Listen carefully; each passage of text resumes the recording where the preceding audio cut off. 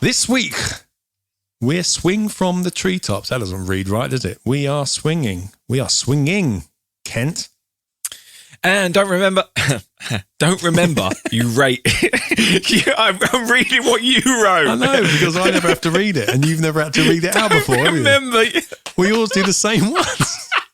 Don't remember, you rate.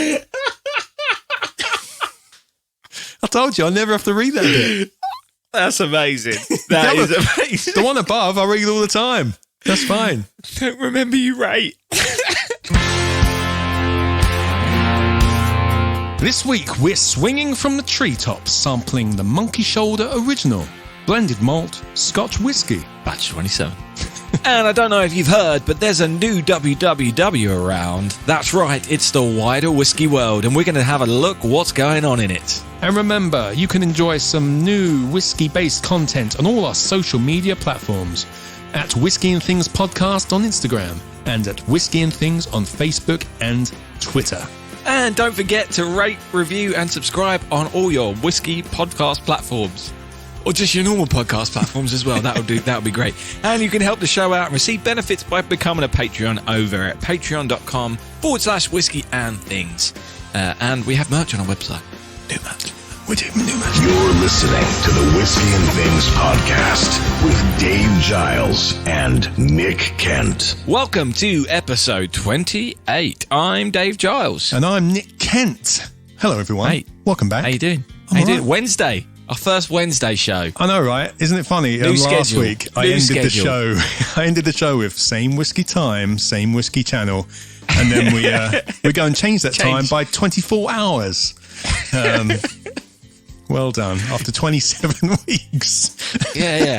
But it is now going to be a regular hashtag Whiskey Wednesday. Yeah, I think there's a YouTube show called Whiskey Wednesday, so I don't think we can use that. Oh, right, okay. But, but it's a great show, everyone. Go watch it. But we can't use that. Some of these are already trademarked to the weekday, Dave. But anyway, there we go. But exciting times. How you doing? I'm all right. How you doing? I'm good. It's good to be back. Good. I'm back in my own surroundings. I'm back in Manchester. You are. I'm back in Manchester. Yes. Recovered? No. Still achy. Still can't play racquetball. Not that I did that anyway. My jiu-jitsu's really fallen off as well, you know. Oh, yeah, I can imagine. I can imagine, yeah. Can't do the grappling. Well, social distancing as well, but, you know, I was close to my black belt. I was close to my black belt, mate. Yeah, now you've fallen back to blue. Yeah. Yeah. Yes, exactly. Definitely a bit blue down there. Anyway. Is there a purple belt? I don't know. My belt's been purple recently, I tell you. Anyway. Amazing. Anyway, you said exciting times. Why is it exciting? Other than... And we've got a Glencairn glass coming out. Oh, yes, we do. Look at that. Oh, you're actually drinking out of it, no you saucy little thing. Of course I am. We have the Whiskey and Things Glencairn glass, and it is very, very nice. It's very nice, Nick. Looks nice. Who designed that? I don't know. Rish. Friend of the pod, Rish. Friend of the pod, Rish. Mate, I love how the logo is properly embossed into the glass. Probably it's really nice. Proper etched in. Lovely, jubbly. Quality. Yeah, so you're saying it's a quality product, Dave? Oh, it's a high, mate. This is a really high quality product. It's a Glencairn. Which I'm sure if... hang on.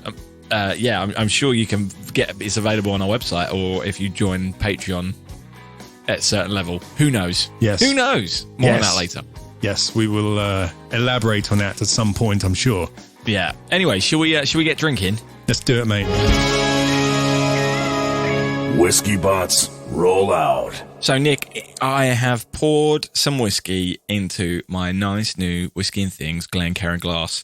So I think it's time. It's time for me to say, it's the first time I've said this in a while, this week's whiskey. Beautifully done, David.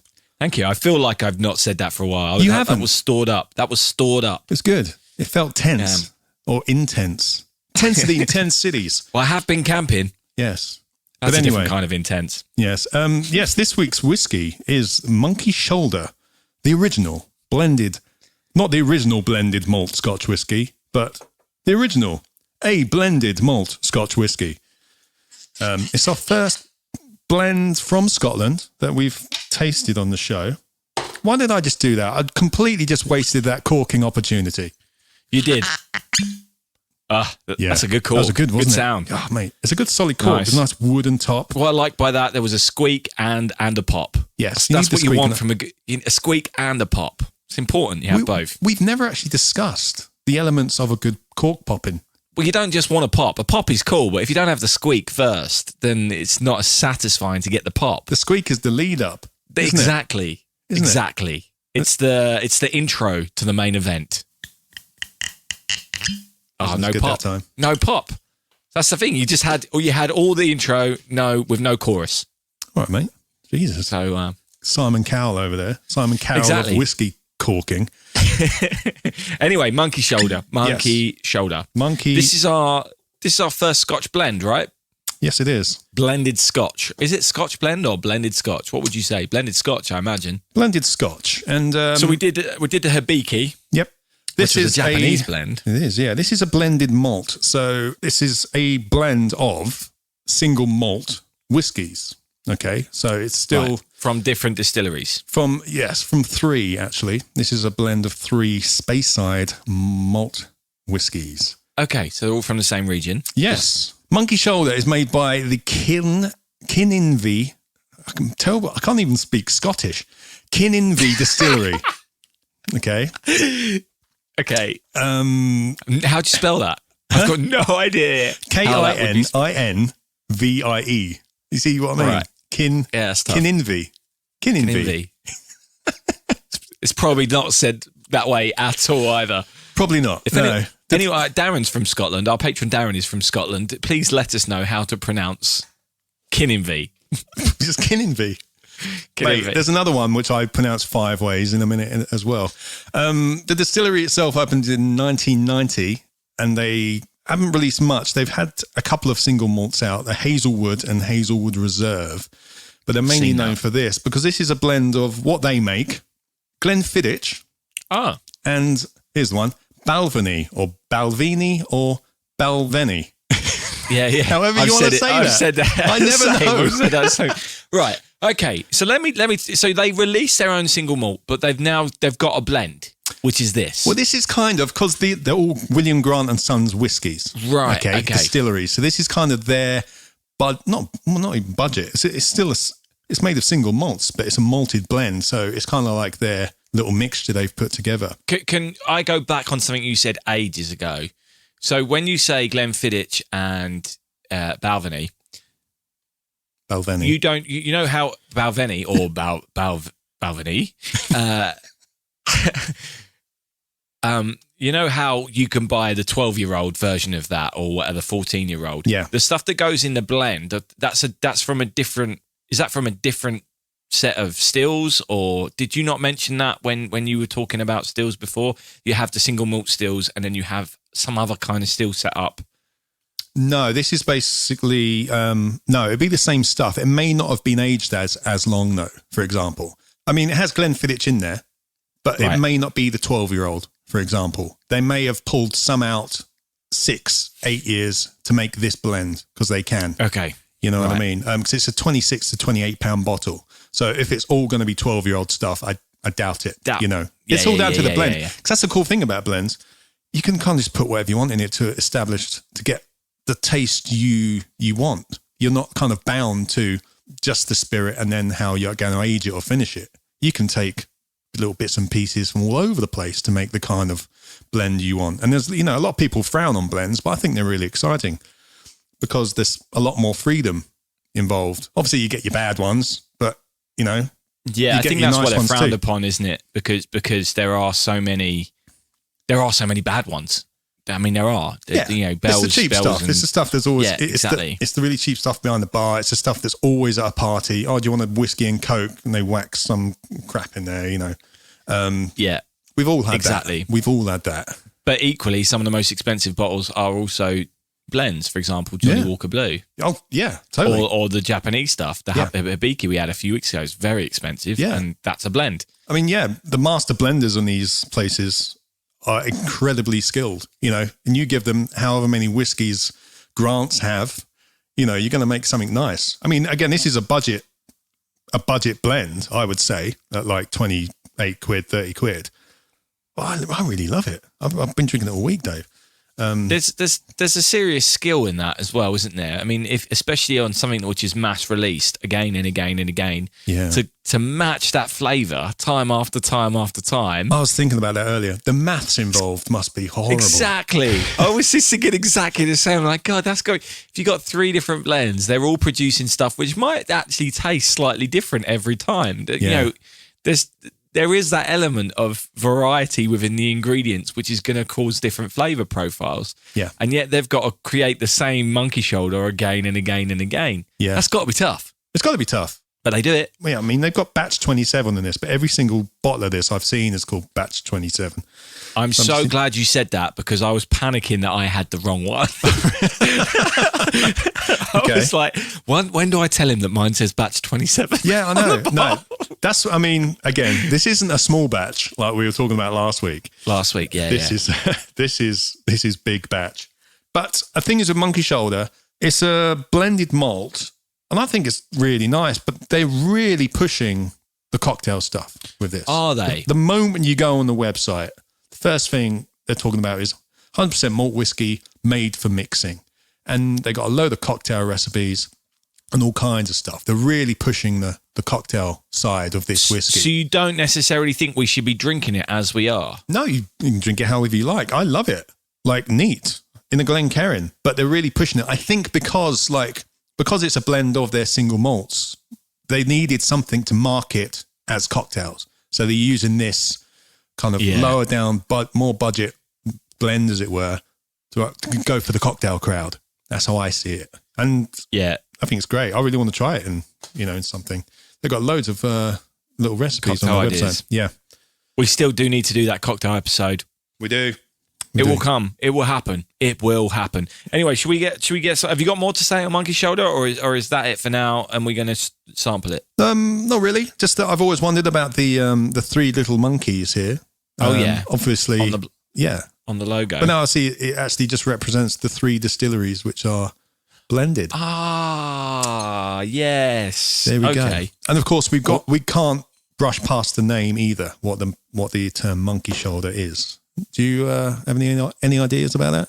No, but my bottle says swing by monkeyshoulder.com and make yours a monkey, which... Isn't that 50 quid a monkey? Or is that... I don't know. Yeah, it is, isn't it? Is it? Yeah. I never got down on the Cockney slang. I'm pretty sure a monkey's 50. Bung us a monkey. I don't know. Anyway, Monkey Shoulder. Have you heard of floor malting, Dave? No. Okay, floor malting is the traditional way of malting barley. In the beginning of the process, you soak the barley in water so it starts germinating. And in the old days, and some distilleries still do, they do the traditional malting, floor malting. Okay, and back in the day, they used to have these maltmen with shovels who would shovel it all day, turning it over so it was even. Yeah. Yeah. They developed a condition where one arm would hang lower than the other. No way. Because, muscles tightening or whatever. And they called that Monkey Shoulder. That was the nickname for that condition. A bit like tennis elbow or Dave ear or something. Could you imagine David? Could you imagine a tennis company releasing a product called tennis elbow? Yeah. No. And yet the whiskey companies are just embracing it. Yeah. But that's very good. By the way, a monkey's 500. Oh. Wow. Yeah. I could have Bullseye's been conned. 50. I could have been conned out of something there. Deep sea diver's a $5. Is it? Yeah. A pony's 25. Yeah. But yeah, monkey's 500. Wow. Okay. Anyway, shall we get sniffing? Let's do it. On the That's eyes, 27. It's a beautiful amber. It's a beautiful amber. It is. It is. Smells like whiskey. Good start. I made a few notes throughout the week on this, actually. I'm getting apple. Have you now? Walnuts. Have you now? Yeah. I'm getting a bit of mustiness. Oh, yeah. There's definitely some appley nutty vibes going on. Yeah. Bit of orange zest. But I'm also getting like a vanilla right at the end, if you take it away afterwards. But like the cake frosting vanilla.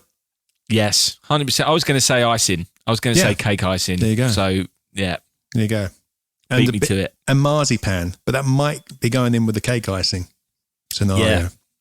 It's just got another whole cakey vibe, fruit cakey vibe to me as well. Yeah, not as much with though.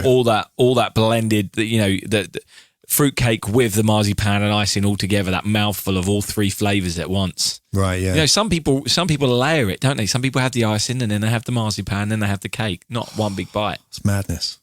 Madness. Exactly. Madness. Absolute madness. It's like eating a lasagna layer by layer. That's madness. Exactly. Yeah, well, actually, I do. Well, unless you can rip the cheese off the top. That's a different thing.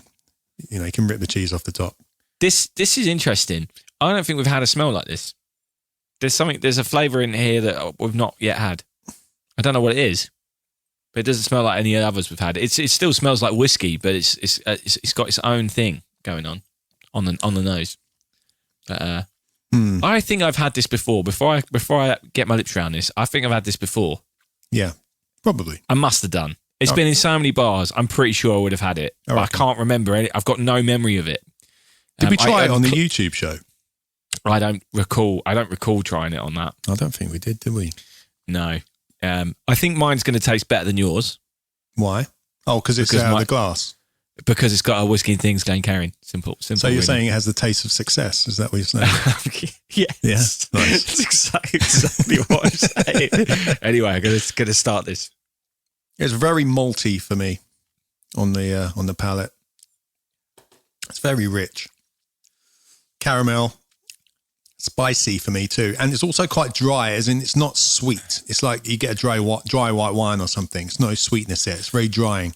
100%. The dry spiciness is definitely what I'm getting from it. I left it on the tongue a while. It took a while to get tingling, but now it's definitely tingling. Quite a long finish. Quite a pleasant one. Kind of oily. It's got quite an oily, not too oily, but a little bit, which would make sense if you want to have it with a cocktail. It's going to bring out a load of more flavour in even just adding water. Yeah. Apparently it is amazing in a cocktail. That's the vibe I'm getting from the research. I'm getting smoky, but char smoke, not a peaty thing, more of a char. How much did you say this is for a bottle? About 26 to 28 quid. This is really good value for money. I know. This is really good value for money. We don't necessarily talk about money. Alongside my Buffalo Trace, this might be my Scotch. Weekly. You know what I mean? That's surprisingly good value, like 26 quid for a Scotch that's this good. And also, I mean, it tastes like a single malt. It tastes as good as any single malt that we've done. Not as good, but it's single malts whiskies put together. We don't know how old they are, but there might be one older one and a couple of like younger ones in there to kind of beef it up a bit, or the other way around. Yeah, don't get me wrong. This isn't a special occasion whiskey by any stretch, but it's solid. It's good. It's you're not going to be disappointed if you just fancy a casual whiskey. This is going to do a job. If you're in a bar and they've got Jameson's, or not even that, if they've got Bell's Famous Grouch and this, you're going to go for this by a long stretch, and it's not going to break your bank at the same time. Definitely. And this as well, because they're pushing the cocktail thing. I wouldn't put a single malt in a cocktail. But because of the price point of this, I would definitely put this in a cocktail. I would try it out. That's a really interesting point. Do you remember when we had Jay Bradley on and he was talking about making a cocktail, an old-fashioned with a single malt? I still haven't tried it with a smoky single. Yeah, I would try it with this. Definitely would try it with this. Definitely. The burn on the end is satisfying as well. The tingle. Yeah, it's not overbearing. It's not overbearing at all. Which would indicate that perhaps the whiskies in it aren't too young either, but it's smooth. It's got a smooth burn. Smooth burn, brah. Yeah. I was trying to see if I can make a Robert Burns joke out of that, but I don't think I can. I'm not clever enough to do that. I wouldn't have got it if you tried, to be honest. Yeah. So some kind of Scottish joke to do with Robbie Burns and smooth burns. No. Got nothing for you there, Nick. No, you haven't. I'm impressed. Yeah, me too. I'm impressed. I'm liking this. Yeah, I mean, clearly you've had half that bottle this week. That's all in research, mate. It's research. No, there's loads left. There's loads left. But yeah, I mean, I only have a little sample bottle, which I don't know where it came from, but it ended up on my shelf. You know those little gift sets, but it's really good. But it's a full double shot, so I'm happy with that. 40%, which is pretty standard. Oh yeah. I don't think I've got anything else to say. It's just good. It's pleasant. It's a good. Listeners, Whiskey Bots, we like it. I think the value for money is definitely the strong point on this. Definitely. For what you're paying, this is outstanding.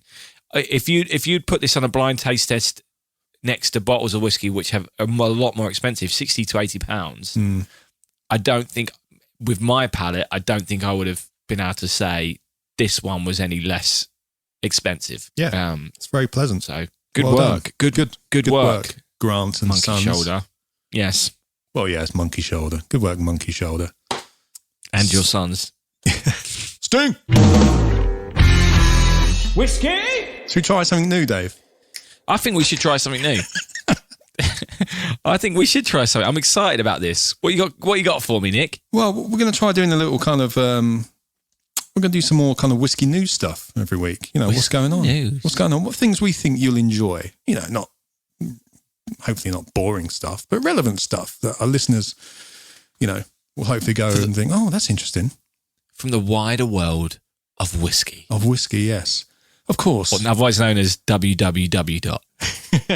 Indeed. So, we're going to take a stroll down Neat Street. Very good. Play on Fleet Street, everyone. It might catch on, I'm nice. sure. Very nice. In a segment we're calling Booze Round. And again, that's a play on the CBBC children's news show called News Round. News Round for our American listeners who may not have a clue what we're on about. News Round with John Craven.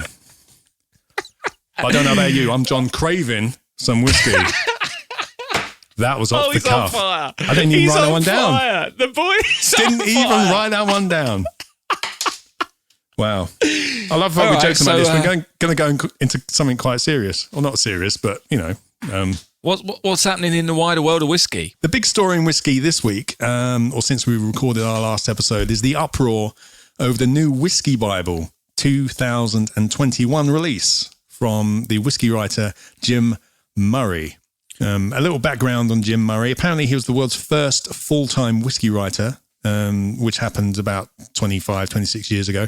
And he's been publishing the Whisky Bible for the last 18 years. I think he self-publishes it, which kind of might explain some of the things that slipped through.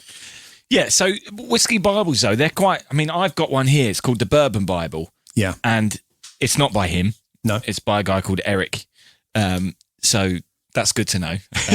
Yeah. Weirdly, Eric's Zandona, which looks a little bit like banana. So, you know, I did have to think about that for a moment. For those of you who get that reference, well done. Anyway. Good. Yeah. But lots of people may have something on their shelf, which was a Christmas present or something like that, called Whiskey Bible or something like that. It may not be this particular Whiskey Bible. Is that right? Probably, yeah. There's probably a few I don't know. But right, the Jim Murray one. Now, for the people who've been following this story, the impressions I've got of Jim Murray from researching this are his choice of words have been something that a lot of people haven't been happy with for the last few years, but they've kind of just been putting up with it. Right.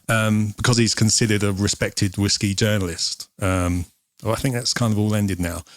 Because on the 20th of September, the respected whiskey writer Becky Paskin, we like her, called Murray out on social media about some of the languages used in the 2021 edition of the Whisky Bible. Oh, yeah. Describing it as sexist and vulgar.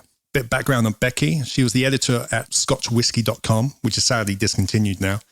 And together with Georgie Bell, who's a global ambassador at Bacardi, co-founded the global campaign called Our Whiskey, which aims to promote diversity and inclusiveness in the whiskey industry. Okay, so this has been doing around. So if you follow any whiskey companies or on Instagram, or Twitter, it's likely that you've seen them make a statement about this. This has been big news, isn't it, within the whiskey world? It has, yeah.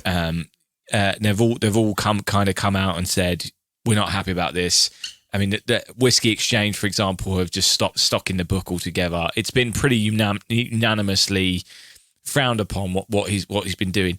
I mean, there is nuance to this in the sense that when you're drinking a drink, food and drink have always had sensual language used when describing them. Yeah. But there's a difference between using that kind of language and some of the stuff that he comes out with, which just, Yes. in my opinion, from what I've read, just takes it to the next level, and it's just not necessary.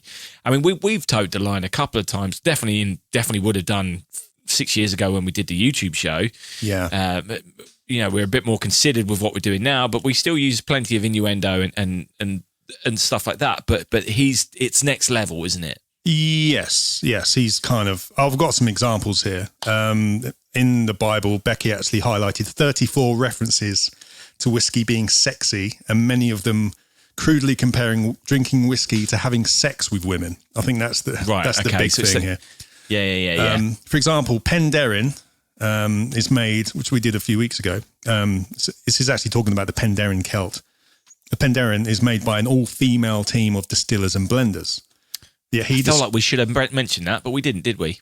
I'll tell you. Did we? No, but here's the thing, right? I'll tell you what he said first. If this was a woman, I'd want to make love to it every night, and in the morning and afternoon, if I could find the time and energy. Another example, this is what he said about the Glenmorangie artisan casks. If this whiskey could be sexed, this would be a woman. Every time I encounter Morangi artisan, it pops up with a new look, a different perfume and mood. It appears not to be able to make up its mind, but does it know how to pout, seduce and win your heart? Oh, yes. Mm. But what you're talking about, the Penderyn Celt there, I actually had it in my notes whenever we did it. We just forgot to mention it. No, it wasn't. I had it down and I kind of looked at it. As we were doing it, I kind of thought, should I mention that or shouldn't I? I kind of, when I got to it, I thought, okay, that's kind of cool, but does it matter that it's all women? Of course, it is great, but me mentioning it, is that kind of me going along with the problem a little bit? Like I'm patronising. Yeah, I know what you mean. You know what I mean? Like, well it's done there. It's all women. Isn't that great for women? Yeah. That's why I didn't. So I thought, it's whiskey. And we're talking about the whiskey. It doesn't matter to me who made it or whatever. So that's the stance I kind of took on it. I thought, I looked at it and then we moved on, So that's kind of how I took it. I think at the end of the day, and we've been speaking about this for a while, if you think back to the Charlotte Campbell interview I did, where me and her talked about the idea that whiskey is predominantly considered to be drunk by men. You don't necessarily see that many women drinking whiskey. And I said, does it need to have a cocktail resurgence to help that and this, that and the other? And that we had a conversation about it. Is it marketed broadly to women or men? And there has been a big shift. And we spoke about this with Jay Bradley as well. Yeah. There has been a shift in the way that whiskey has been marketed, and where they are trying to say, look, anyone enjoys whiskey. It's not for one particular person or the other. So that, I think, within that, I think in the old days, whiskey was considered the old boys club drink, whereas now the companies are trying to get away from that themselves. So therefore, when a book does this, it's right that they would want to distance themselves from it. Yeah, totally. And you can see why they have all rushed to say no, this isn't right, because it is a joke. And I see what your point is, but I also think if you probably looked at the numbers, there are probably, I don't have them to hand, but I'm sure we looked at this and I don't have the exact numbers. There probably are a lot more men working in whiskey than there are women. Yeah, I would think so. Yeah.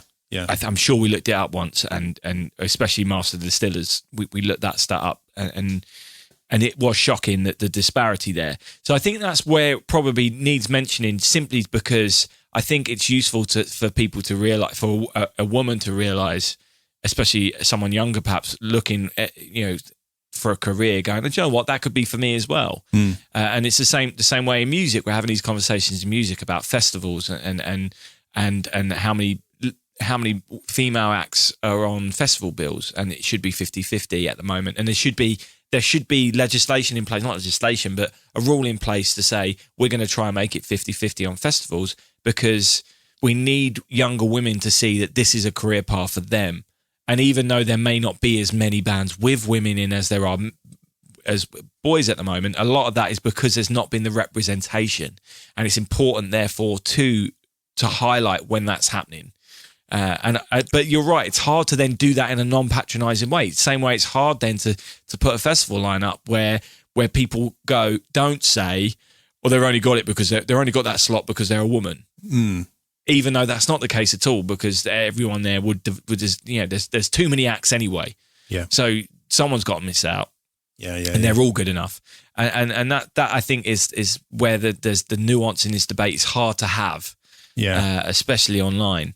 But I think this is Murray's been called out here, and rightly so.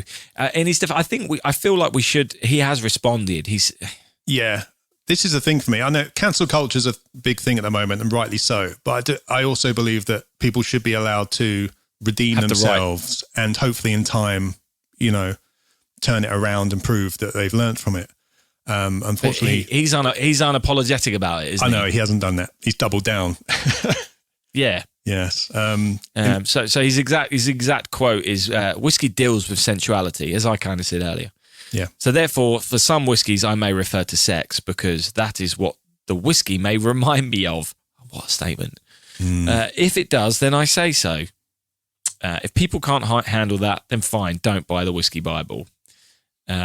Which, yes, to me, that's just not the fine. No. Fine if you think like that, but he goes on to say, if I'm upsetting the woke, the intolerant, the humorless, the pompous, and the whiskey snobs, then I won't lose any sleep over it. Those were all taken from an interview he gave to the Times. Mike Wade was the journalist on that. Yeah. Well, how many times have we heard that argument in the last, I've heard it on numerous things, the whole don't go woke, what do they say, go woke, go broke thing. And it's nonsense, like where the world is changing, the world is having these conversations. And unfortunately that does mean that people, and we have to count ourselves in this as well, but people who have used language in the past, which we now say it rightly isn't acceptable, have to turn around and go, do you know what? I did say that in the past. And I don't want to use that language anymore. And it's difficult. It's difficult to be told that things you've always done are wrong. Yeah. That's hard to hear. No, it is hard. But you've just got to take it on the chin and be and think about it and be like, do you know what? It's a drink. It's a drink. It's liquid. That's the thing, isn't it? It's like, a drink which should be enjoyed by anyone. Exactly. There shouldn't be any boys' club or any kind of club with this. So it's ridiculous. It's ridiculous that this conversation has to be had, but it does need to be had. And it's a kind of, as well, like Becky Paskin, she hosted an Instagram TV session this week with a bunch of people, females in the industry and males as well. But a lot of the kind of comments were, it wasn't just sexist stuff like that. It was one person, Jennifer Wren, I think it was, described it as death from 1,000 cuts, little digs, such like somebody asked for whiskey, like a woman asked for whiskey, and the immediate response from a man is, well, can you handle that? Stuff like that. That's also a part of or like, you like whiskey, you're like really surprised, Yeah, that's exactly. another part of it, which has made me think about, hopefully I haven't been guilty of this kind of thing, but it's definitely made me think about it a lot more, which is, hopefully a good thing. For sure. I mean, I think, I don't know, did you do the Canadian Club quote earlier? Because this is the one for me that really, I think it highlights what this guy's about more than any of the other ones you've perhaps said.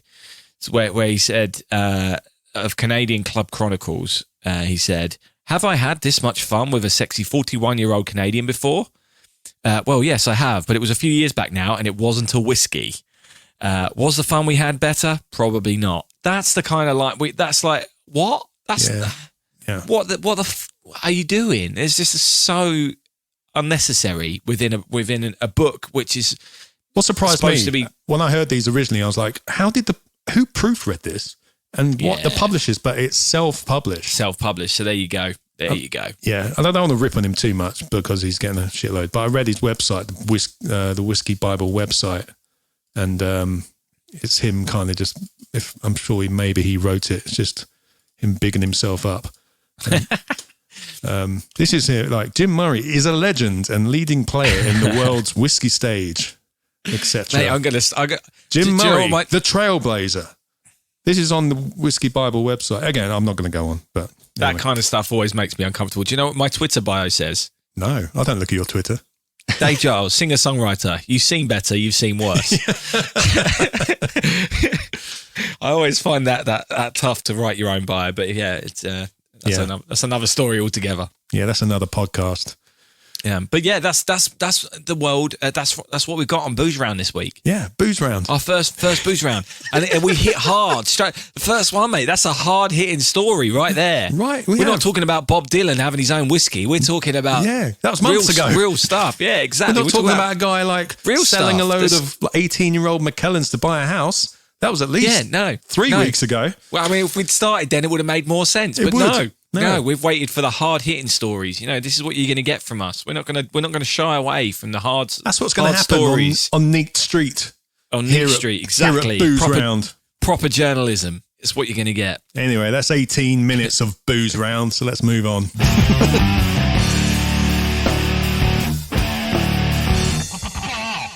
I should have said this, Dave, but you know who Jim Murray reminds me of? No. Do you remember the Far Show? Yeah, remember Swiss Tony, the car dealer guy? He's like, Dave, selling a car is like making love to a beautiful woman. Etc. I won't go on. And that's nearly 25 years old. Yeah, and it's a character. And it's a character taking a mick out of that kind of person. Yeah. That would do that kind of thing. Yeah. You know, anyway, yeah.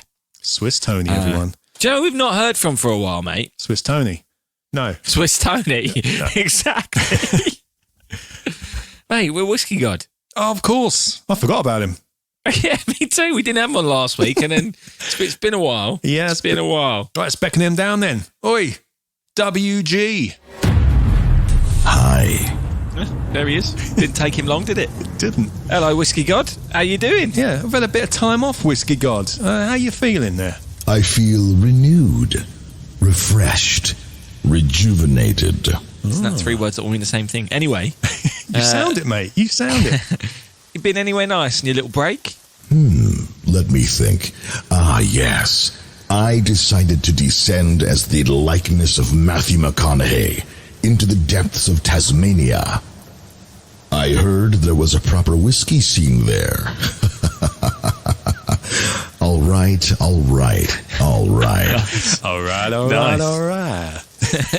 little callback to episode 1 there. You little devil, you. Did you mean Tasmanian devil? That would be Sarcophagus harrisii to the educated. Unlike you. Interesting. I actually listened to a whole podcast about Tasmanian devils recently, but that's a whole other story. If I can find it, I'll put it in the link of this podcast. Anyway, well, there you go. And now we know why we didn't miss you, Whisky God. Yeah, I was going to say, I didn't miss you. I now remember why. Yeah, charming. Yeah. But well done. Let's see how many long Latin words you can fit into this. Give us your tasting notes, please, for Monkey Shoulder Original Blended Malt Whiskey. Batch 27.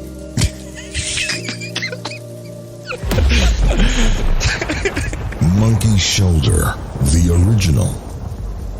Tasting notes. On the eyes, golden straw, deep honey appearance.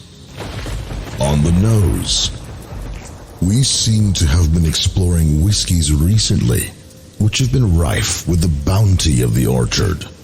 Light oranges, pears, spiced red apple, strong caramel and creamy coconut notes even.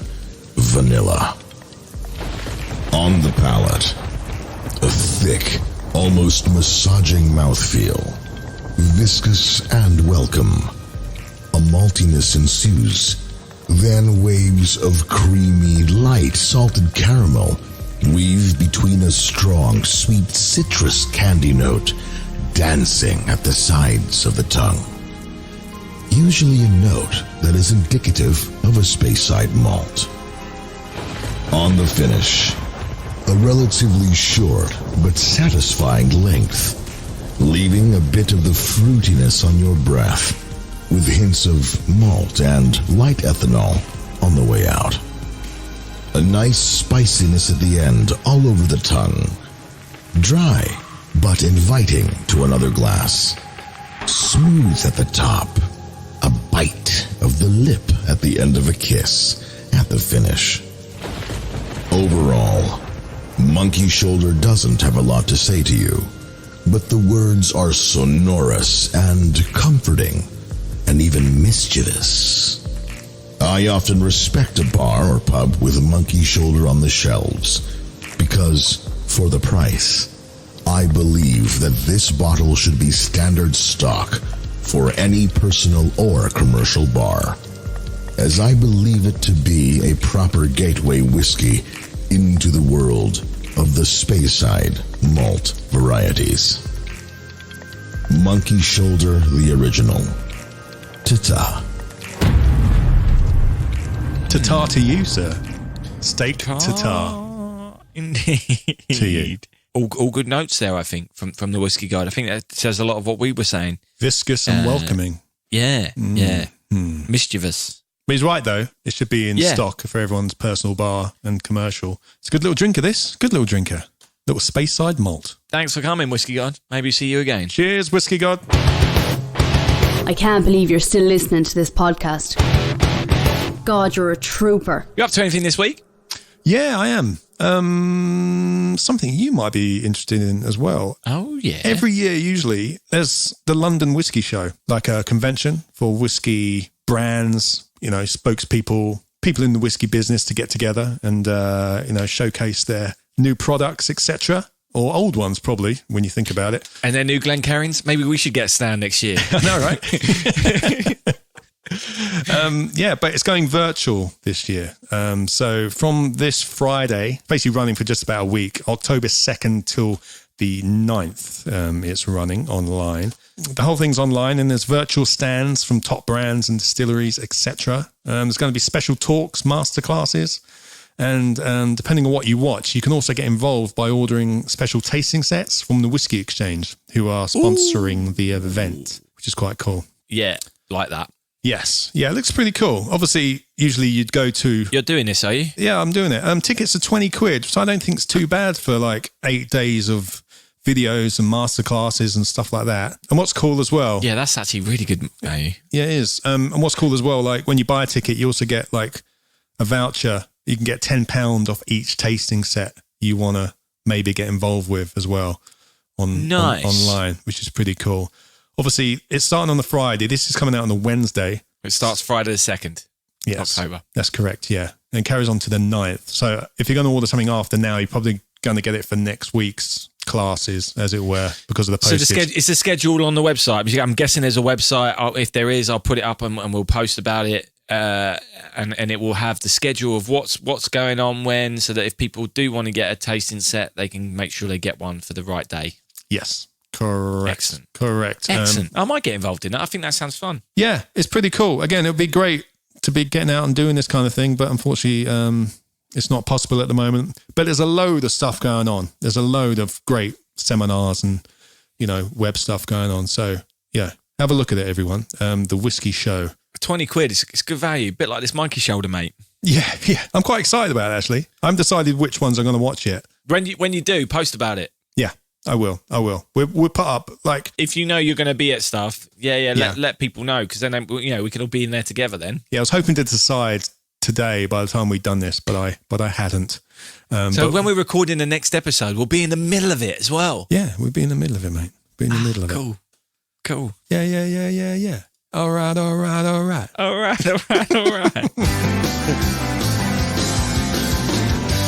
You're listening to the Whiskey and Things podcast. So next week, Nick, obviously you're going to be doing we're going to be at the London Whisky Show virtually. But we'll have a podcast. We will have a virtually man.